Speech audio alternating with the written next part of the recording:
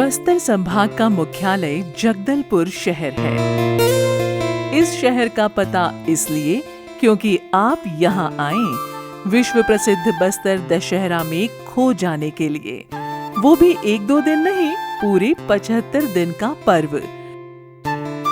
600 साल पुराने 75 दिवसीय बस्तर दशहरे की इस परंपरा को 12 से अधिक अनूठी रस्मों के लिए जाना जाता है।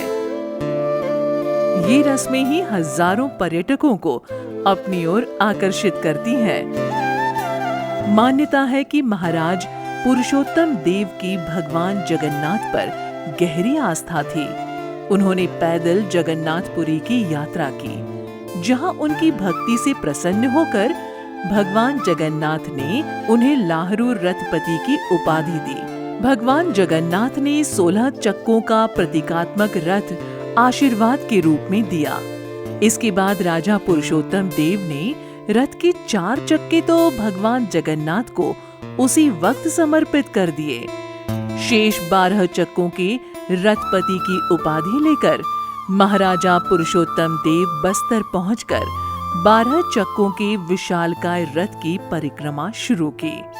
उस दौर में स्वयं राज परिवार रथ पर माई दंतेश्वरी का छत्र लेकर सवार होते थे और शहर की परिक्रमा करते थे।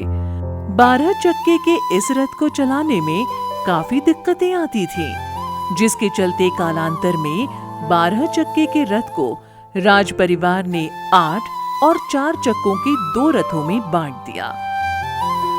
देश के आजाद होने के बाद अब रथ पर राज परिवार की जगह केवल माई दंतेश्वरी के छत्र को ही सवार कर परिक्रमा करवाई जाती है। कई टन वजनी इस विशालकाय रथ को खींचने के लिए सैकड़ों आदिवासी स्वेच्छा से हर साल इकट्ठा होते हैं। इसमें सबसे पहले डेरी गड़ाई की रस्म होती है।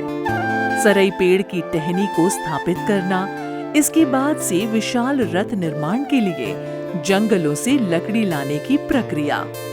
बस्तर दशहरे के लिए 20 फीट ऊंचा और 45 फीट लंबा 2 मंजिला रथ तैयार होता है।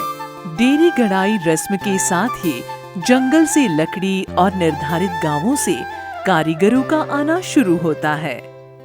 बस्तर दशहरा के लिए बनने वाले रथ में केवल साल और तिनसा प्रजाति की लकड़ियों का उपयोग किया जाता है।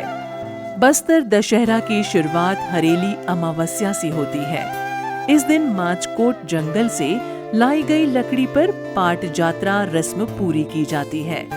इसके बाद डेरी गड़ाई रस्म पूरी करते हैं। इसमें सभी वर्ग, समुदाय और जनजातियों के लोग हिस्सा लेते हैं। इस पर्व में बस्तर की मां दंतेश्वरी माता के प्रति अगाध श्रद्धा झलकती है। इस पर्व में काछन गादी की पूजा का विशेष प्रावधान है। रथ निर्माण के बाद पितृ मोक्ष अमावस्या के दिन ही काछन गादी पूजा संपन्न की जाती है। इस पूजा में मिर्गान जाति की बालिका को काछन देवी की सवारी आती है। ये बालिका बेल के कांटों से तैयार झूले पर बैठकर रथ परिचालन और पर्व को सुचारू रूप से शुरू करने की अनुमति देती है। दूसरे दिन गांव अमाबाल के हलबा समुदाय का एक युवक सिरासार में 9 दिनों की निराहार योग साधना में बैठ जाता है।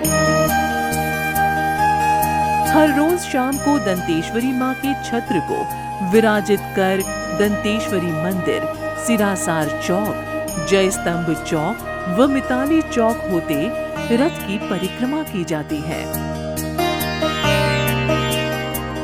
रथ में छत्र को चढ़ाने और उतारने के दौरान सशस्त्र सलामी दी जाती है। ये सब कुछ पारंपरिक तरीके से होता है। इसमें कहीं भी मशीनों का प्रयोग नहीं किया जाता है। पेड़ों की छाल से तैयार रस्सी से ग्रामीण रथ खींचते हैं। इस रस्सी को लाने की जिम्मेदारी ग्रामीणों की होती है। पर्व के दौरान हर रस्म में बकरा मछली व कबूतर की बलि दी जाती है।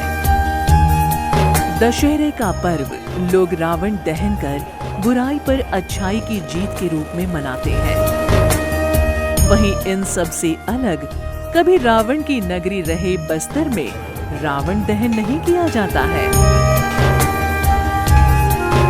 आदिकाल में बस्तर को दंडकारण्य के नाम से भी जाना जाता था, जिसमें रावण राज में असुरवास करते थे। यही वजह है कि बस्तर में आज भी दशहरे के दौरान रावण दहन नहीं किया जाता है।